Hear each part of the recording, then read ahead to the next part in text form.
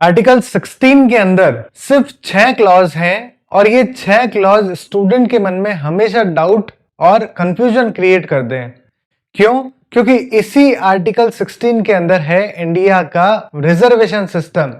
तो आज के वीडियो में हम पढ़ेंगे आर्टिकल 16 को, रिजर्वेशन सिस्टम को पूरा क्रोनोलॉजी वाइज, जिसके अंदर कौन से कमीशंस कब बने, कौन से अमेंडमेंट्स कब आए, कौन से सुप्रीम कोर्ट के केसेस उन अमेंडमेंट से लिंक करते हुए आए, और साथ ही कुछ कंफ्यूजिंग टर्म्स जैसे कैचअप रूल, कॉन्सिक्वेंशियल सीनियरिटी, इन्हीं सारी बातों पे आज हम डिस्कस करेंगे। और मेरी गारंटी है कि आज के वीडियो के बाद, इस वीडियो के बाद आपको कोई भी मन में डाउट नहीं रहेगा रिजर्वेशन सिस्टम के ऊपर, आर्टिकल 16 के ऊपर। और मेरा नाम है Manmohan Jaiswal. I am serving as an assistant professor in the department of higher education, government of Rajasthan. Article 16 का क्लॉज 1 क्या कहता है? क्लॉज 1 ये कहता है कि हर सिटीजन को इक्वल अपॉर्चुनिटी मिलेगी गवर्नमेंट जॉब्स के अंदर, पब्लिक एम्प्लॉयमेंट के अंदर। नेक्स्ट, क्लॉज 2 क्या कहता है? किसी भी सिटीजन के साथ कोई भी भेदभाव नहीं किया जाएगा in terms of public employment.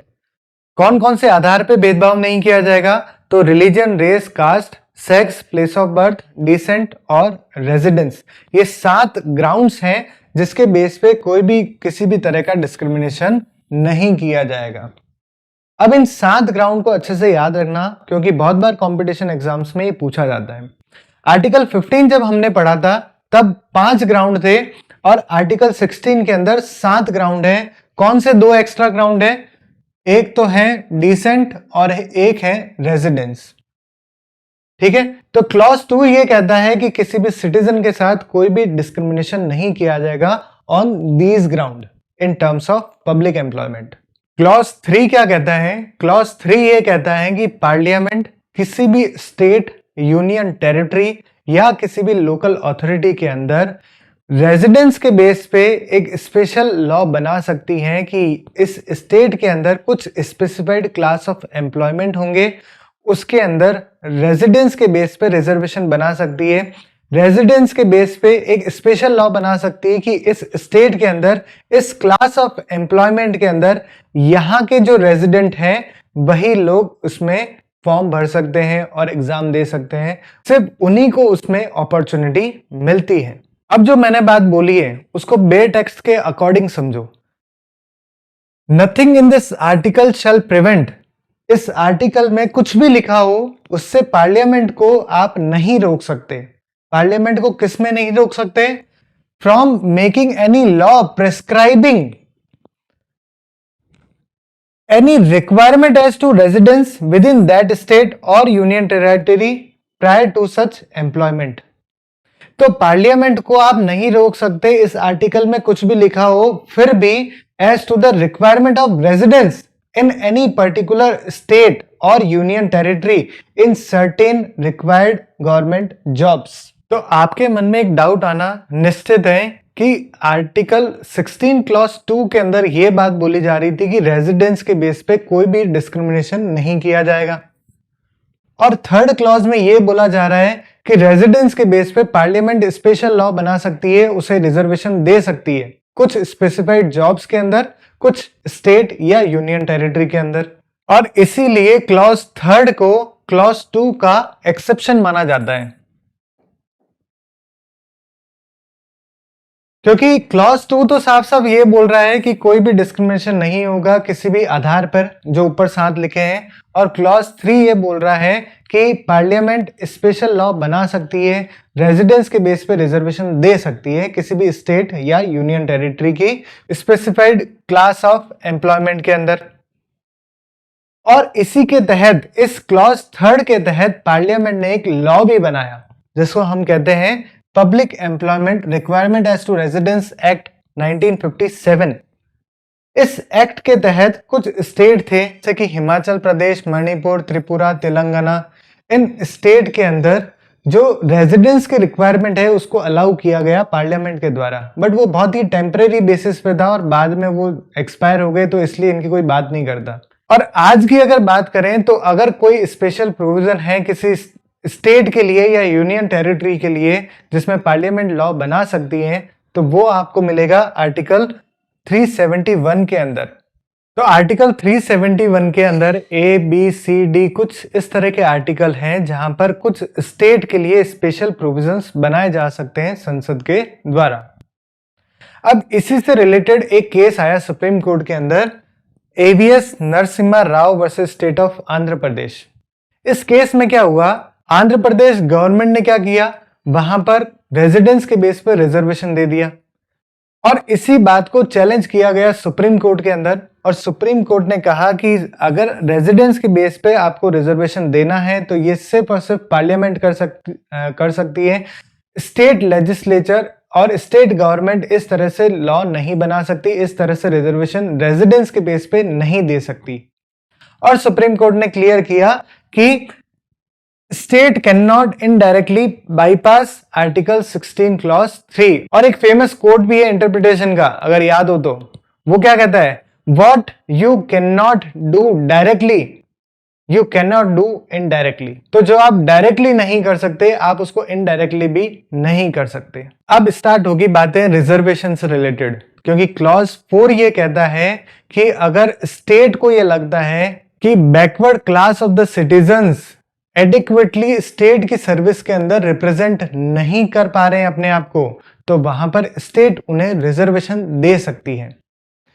Bear text देखो, nothing in this article shall prevent the state from making any provision for the reservation of appointment और the post in favour of backward class of the citizen which in the opinion of the state is not adequately represented in the services under the state. अगर कोई state की service के अंदर adequately represent नहीं कर पा रहे हैं बैकवर्ड क्लास, तो वहां पर उन्हें रिजर्वेशन दिया जा सकता है। और यहीं से कंफ्यूजन स्टार्ट होता है कि कौन से लोग backward class of the citizens माने जाएंगे, क्योंकि बैकवर्ड क्लास को ना तो कॉन्स्टिट्यूशन के अंदर और ना ही किसी स्टैट्यूट के अंदर ये डिफाइन किया है कि बैकवर्ड क्लास में कौन आएंगे।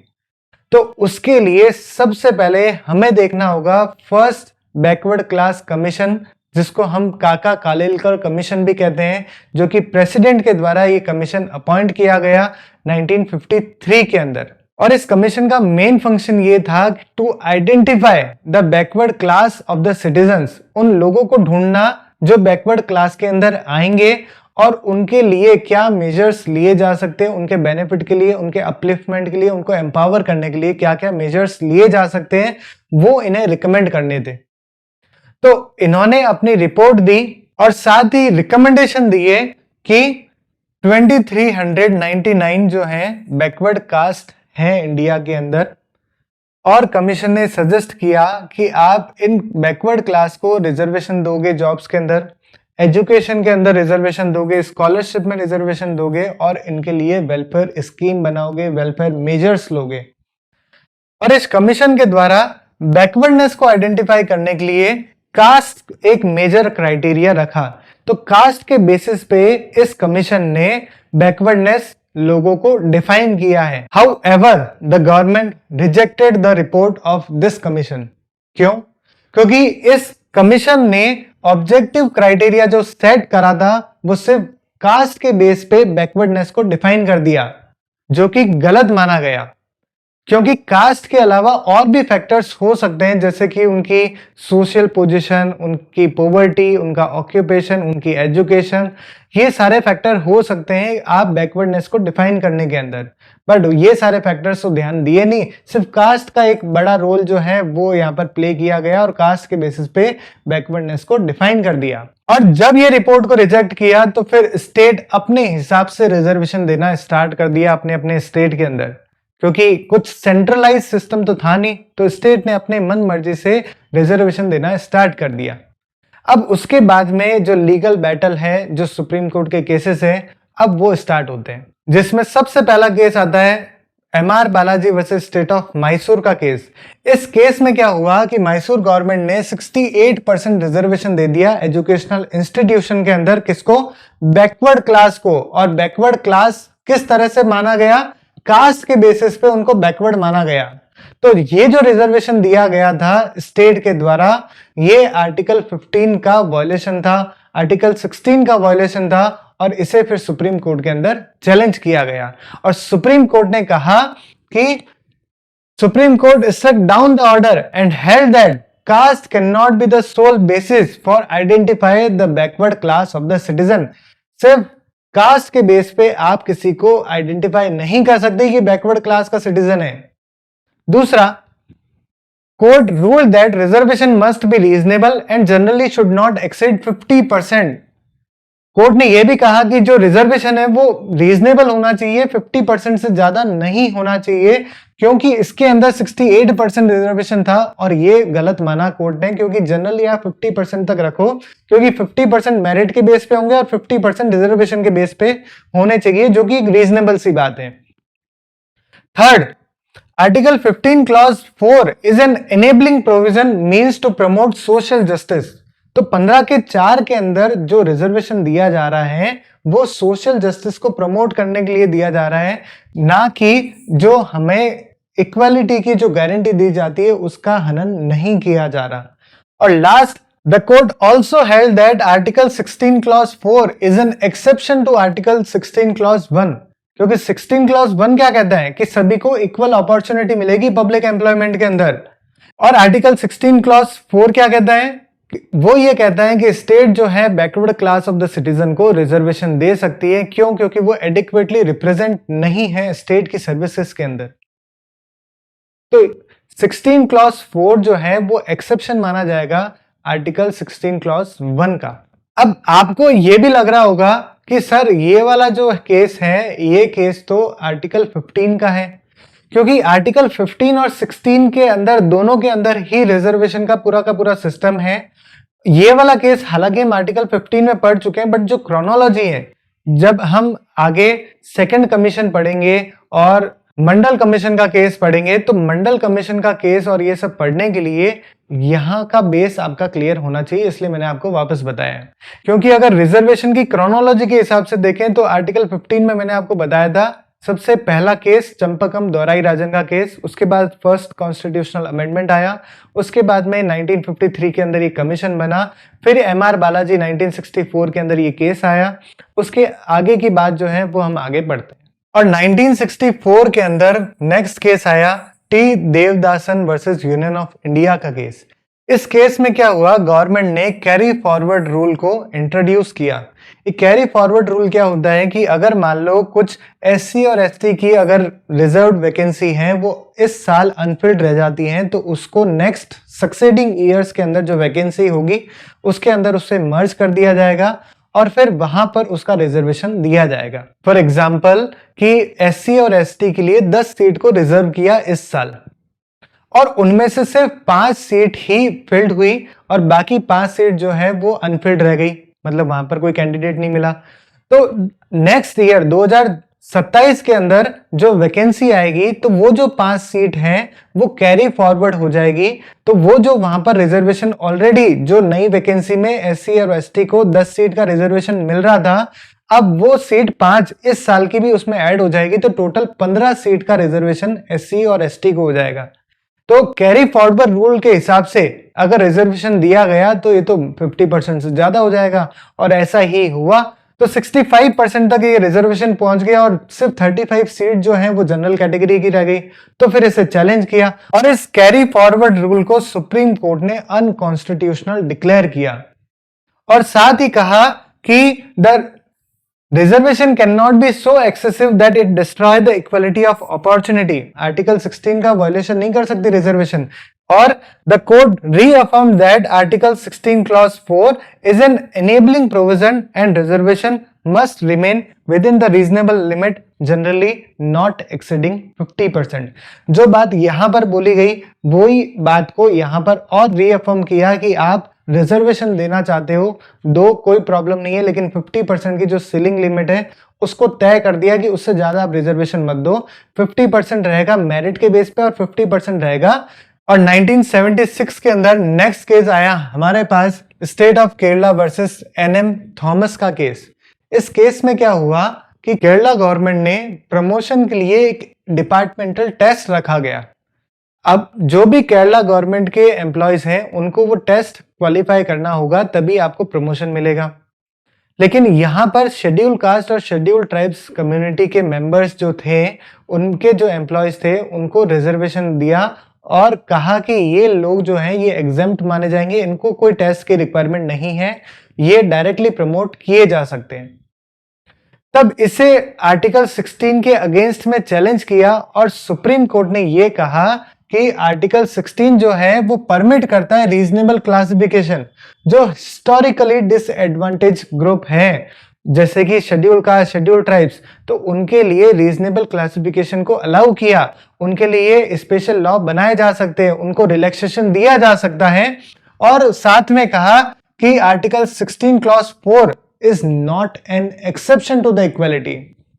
ये ध्यान रखना, क्योंकि हमने पढ़ा था एमआर बालाजी का केस, उसमें ये कहा था कि article 16 clause 4 is an exception to article 16 clause 1।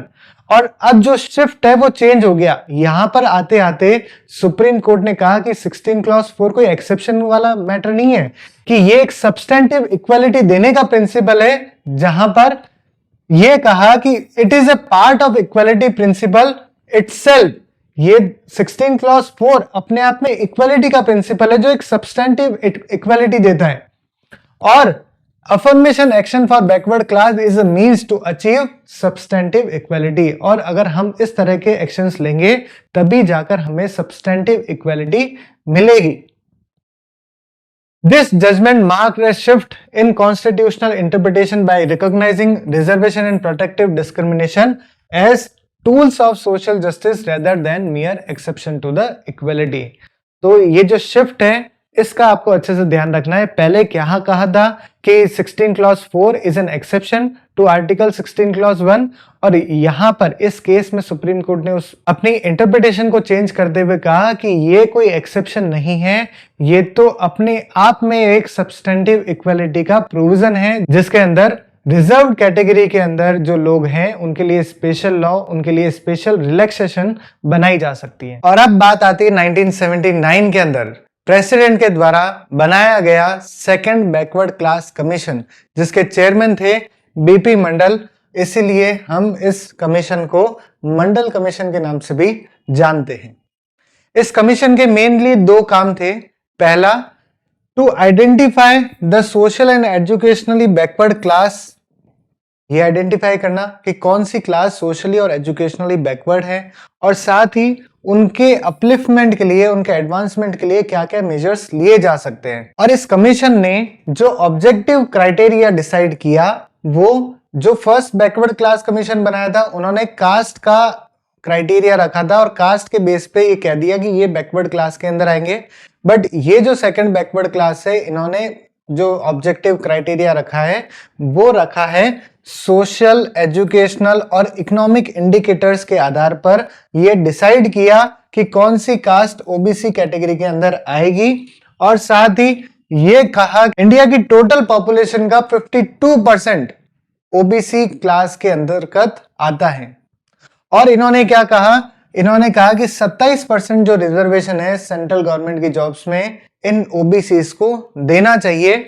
और in addition to existing SC और एसटी रिजर्वेशन, एससी और एसटी का जो रिजर्वेशन है उसके अलावा ओबीसी का 27% जो रिजर्वेशन है वो फिक्स किया गया। और साथ ही जो भी वेलफेयर मेजर्स ले सकते हैं जिससे उनके एजुकेशन के अंदर सपोर्ट हो गया और उनके इकोनॉमिक अपलिफ्टमेंट की बातें, और भी कोई पॉलिसी मैटर है उनमें उनको बेनिफिट्स देना, ये सारे मेजर्स उन्होंने रिकमेंड किए। और इन्होंने अपनी रिपोर्ट जो है 1980 के अंदर सबमिट करी, but due to political reasons वो इंप्लीमेंट नहीं हो पाई। बट 1990 के अंदर 10 साल बाद इनकी जो कमेटी की रिपोर्ट थी उसे इंप्लीमेंट किया और पूरे इंडिया के अंदर ओबीसीज को 27% का रिजर्वेशन दे दिया गया।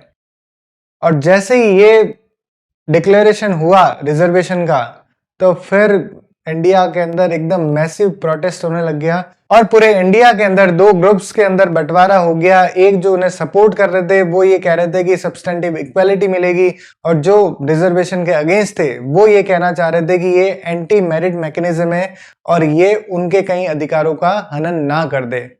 और फिर हुआ यही कि इस 27% रिजर्वेशन को चैलेंज किया the great Indira Sahni case, जिसे हम मंडल कमीशन केस के नाम से भी जानते हैं। और इसी इंदिरा साहनी के केस में 9 जजेस की बेंच बैठी और उन्होंने ये डिसाइड किया इंदिरा साहनी का केस, जिसमें क्या क्या पॉइंट्स थे। सबसे पहले ये डिसाइड किया कि ये जो 27% ओबीसी का रिजर्वेशन है ये कॉन्स्टिट्यूशनली वैलिड माना गया। दूसरा, जो टोटल रिजर्वेशन होगा वो आप जनरली 50% से ज्यादा नहीं दे सकते, और ये current as well as backlog vacancies दोनों के ऊपर अप्लाई होगा। दोनों के अंदर ही आप 50% से ज्यादा रिजर्वेशन नहीं दे सकते। तीसरा, क्रिमिनल जो है उनको एक्सक्लूड किया ओबीसी रिजर्वेशन के अंदर। जो एडवांस सेक्शन है ओबीसी के अंदर उन्हें रिजर्वेशन का बेनिफिट नहीं दिया जाएगा क्योंकि वो ऑलरेडी एडवांस है। हम यहां पर ओबीसी में जो बैकवर्ड क्लास के अंदर आते हैं उन्हीं को रिजर्वेशन देते हैं। Fourth, reservation is only permissible eight entry stage of the service. जो इनिशियल स्टेज होगी किसी भी सर्विस के अंदर या जॉब्स के अंदर, वहीं पर आप रिजर्वेशन दोगे, और प्रमोशन के अंदर कोई भी आप रिजर्वेशन नहीं दोगे। ये बहुत इंपॉर्टेंट पॉइंट्स हैं, एक एक पॉइंट इंपॉर्टेंट है, एग्जाम में आता है, और इन्हीं के बेस पे आगे की जो अमेंडमेंट है 4A 4B ये इसी की वजह से आए, इस केस की वजह से। Next, caste can be a relevant factor in identifying backward class but not the sole criteria. Obviously बात है, कास्ट एक आप क्राइटेरिया में रख सकते हो बट एक सोल क्राइटेरिया नहीं होगा। इसलिए जो सेकंड बैकवर्ड क्लास कमीशन है, इन्होंने इकोनॉमिक, सोशल और कास्ट इन सबको ध्यान में रखते हुए ऑब्जेक्टिव क्राइटेरिया डिसाइड किया था। Economic criteria alone can not define the backwardness though it may be supplement social factor. तो ये दोनों के दोनों पॉइंट्स एक ही बात कह रहे हैं कि जो ऑब्जेक्टिव क्राइटेरिया हमने डिसाइड किया था, मतलब जो सेकंड बैकवर्ड क्लास कमीशन ने जो डिसाइड किया था वो एकदम सही है, जिसके अंदर social backwardness, educationally backwardness, economically backwardness, उन सबको कंसीडर करते हुए उन्होंने अपनी रिपोर्ट सबमिट की थी। Article 16 clause 4 is not an exception to article 16 clause 1। ये वाली बात हम ऊपर भी कर चुके हैं क्योंकि वहां पर यही डिसाइड किया था कि ये कोई एक्सेप्शन नहीं है 16 क्लॉज 4, ये एक सब्सटेंटिव इक्वालिटी का प्रिंसिपल है। Next, backward class must be socially और educationally backward, not merely economically poor. जो बैकवर्डनेस है वो सोशली और एजुकेशनली दोनों तरफ से बैकवर्ड होनी चाहिए, सिर्फ अगर इकोनॉमिकली वो पुअर है उससे काम नहीं चलेगा।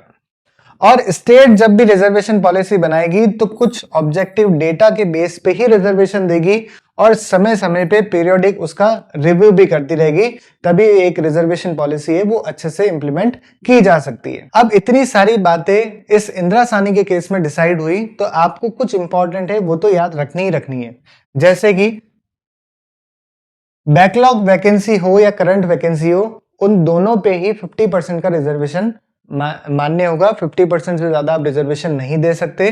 दूसरी बात, एंट्री लेवल ऑफ स्टेज में ही आप रिजर्वेशन दोगे, प्रमोशन में नहीं दोगे। ये वाली बात जो डिसाइड की थी ये इंपॉर्टेंट है। तो ये जो दोनों बातें इनको आप अच्छे से याद रखोगे क्योंकि इसी के बेस पे 4A और 4B इंसर्ट किया गया। अब जो इंदिरा साहनी के अंदर डिसाइड किया कि आप प्रमोशन के अंदर रिजर्वेशन नहीं दे सकते, उसी के लिए पार्लियामेंट ने क्या किया, 77 कॉन्स्टिट्यूशनल अमेंडमेंट एक्ट 1995 लेकर आए और 4A क्लॉज को इंसर्ट किया। और उसमें क्या लिखा कि पार्लियामेंट जो शेड्यूल कास्ट और शेड्यूल ट्राइब्स हैं, जो स्टेट की सर्विसेज के अंदर अपने आप को रिप्रेजेंट नहीं कर पा रही है, उनको प्रमोशन के अंदर भी रिजर्वेशन दिया जाएगा। तो इंदिरा साहनी में जो बात बोली उसका जस्ट ऑपोजिट इन्होंने क्या किया, पार्लियामेंट ने उसमें अमेंडमेंट कर दिया और 4A को इंसर्ट कर दिया। ये 4A कब आया, ये आया 77 कॉन्स्टिट्यूशनल अमेंडमेंट एक्ट 1995 के अंदर। इस 4A के अंदर एक इंपॉर्टेंट टर्म है कॉन्सिक्वेंशियल सीनियरिटी। ये वर्ड जो है 85th कॉन्स्टिट्यूशनल अमेंडमेंट से आया था, इसको हम नेक्स्ट स्लाइड में डिस्कस करेंगे। बट अभी यहां पर हम इंदिरा साहनी के जजमेंट से उनके इफेक्ट को नलिफाई करने के लिए कौन कौन सी बातें बोली वो हम देख रहे हैं। 77 कॉन्स्टिट्यूशनल अमेंडमेंट 4A और 81st कॉन्स्टिट्यूशनल अमेंडमेंट जिसमें 4B इंसर्ट किया। अब जैसे कि इंदिरा साहनी केस में ये डिसाइड हुआ था कि चाहे करंट हो या बैकलॉग वैकेंसी हो, आप 50% से ज्यादा रिजर्वेशन नहीं दे सकते। और इसी बात के इफेक्ट को खत्म करने के लिए पार्लियामेंट लेकर आई 81st कॉन्स्टिट्यूशनल अमेंडमेंट एक्ट 1995 और इंसर्ट किया 4B। अब 4B क्या कहता है? 4B कहता है it provides the vacancy which could not be filled up due to non availability of candidate shall be treated as separate class of vacancy and will be filled in the succeeding years and shall not be considered together with the vacancy of the year even if they go beyond the limit of 50%। अब ये जो बात है एक example से समझते हैं, वो ज्यादा अच्छे से समझ में आएगी। जैसे मान लो 2024 के अंदर एससी की सीट्स थी टोटल 10। अब उसके अंदर 5 सीट ही फिल हो पाई और 5 सीट जो है वो खाली रह गई। अब 2025 के अंदर भी 10 वैकेंसी का रिजर्वेशन है एससी को, और ये जो 5 सीट खाली रह गई थी ये इसमें ऐड हो जाएगी। तो अब टोटल रिजर्वेशन कितना हो गया एससी का? 15 सीट का। तो बैकलॉग की वैकेंसी और करंट ईयर की वैकेंसी को मर्ज करने के बाद आप उसका रिजर्वेशन दे सकते हो, फिर वो भले 50% से ज्यादा ही क्यों ना हो, क्योंकि इसमें साफ साफ लिखा है कि जो बैकलॉग वैकेंसी होगी आप उसको एक सेपरेट क्लास ट्रीट करोगे और ये जो 50% की लिमिट है वो सिर्फ करंट ईयर के ऊपर अप्लाई होगी, बैकलॉग वैकेंसी के ऊपर अप्लाई नहीं होगी। In other words, this amendment enabled the state to fill the backlog vacancy of the previous year without considering the 50% ceiling limit। Hence, ceiling limit जो है वो सिर्फ और सिर्फ फ्रेश वैकेंसी के ऊपर ही अप्लाई होगी और जो बैकलॉग वैकेंसी है उस पर कोई 50% की सीलिंग लिमिट अप्लाई नहीं होगी। ये दोनों मेजर अमेंडमेंट्स किए पार्लियामेंट ने, जो इंदिरा साहनी में कहा था उसके जस्ट ऑपोजिट जाके 4A और 4B को इंसर्ट किया गया और ये बात कही गई। अब बात करेंगे हम कॉन्सिक्वेंशियल सीनियरिटी की। ये क्या कहता है?